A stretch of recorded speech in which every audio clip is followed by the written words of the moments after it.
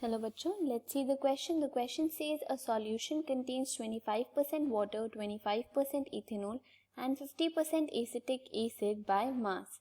Calculate the mole fraction of each component.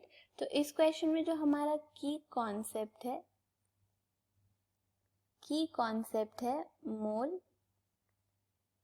Fraction.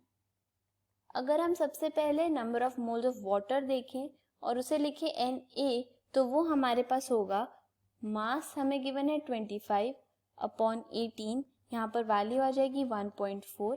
Number of moles of B अगर हम ethanol को ले रहे हैं तो यहाँ पर हमें ये गिवन है 25. इथेनॉल का मॉलिक्यूलर वेट हमारे पास होता है 46, तो यहाँ पर जो वैल्यू आएगी वो हो जाएगी 0.54. ये इथेनॉल के लिए है, ये वाटर के लिए है.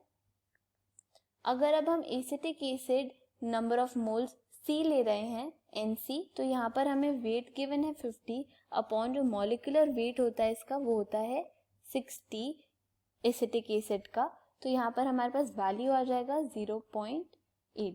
ये है एसिटिक एसिड के लिए.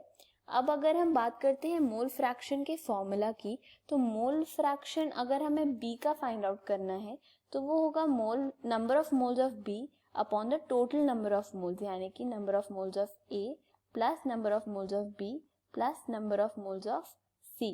तो अगर हम इसी फॉर्मूला को अप्लाई कर अभी मोल फ्रैक्शन फाइंड आउट करें ईच कंपोनेंट का, तो मोल फ्रैक्शन ऑफ A यानी कि मोल फ्रैक्शन ऑफ वाटर अगर हम सबसे पहले देखें तो वो आएगा हमारे पास number of moles of water जो कि था 1.4 upon total number of moles जो कि हो जाएगा 1.4 प्लस 0.54 प्लस 0.8 जो कि होगा 1.4 upon total number of moles हमारे पास आ जाएंगे 2.74.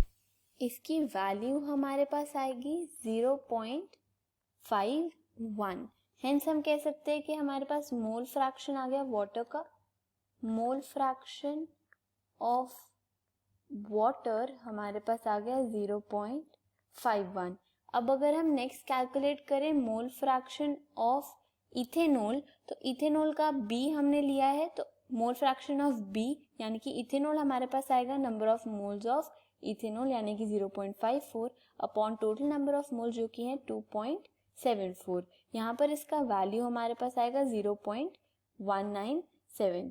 ये हमारे पास मोल फ्रैक्शन आ गया ऑफ इथेनॉल. अब अगर हम मोल फ्रैक्शन फाइंड आउट करें लास्टली ऑफ इथेनोइक एसिड यानी कि एसिटिक एसिड जो कि है C, तो हमारे पास number of moles of ethanoic acid है 0.8 upon total number of moles 2.74.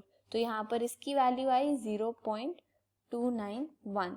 ये हमारे पास वैल्यू आ गई एसिटिक एसिड के मोल फ्रैक्शन की. तो हमने ईच कंपोनेंट का मोल फ्रैक्शन फाइंड आउट कर लिया और ये होगा हमारा final answer. I hope you understood the question.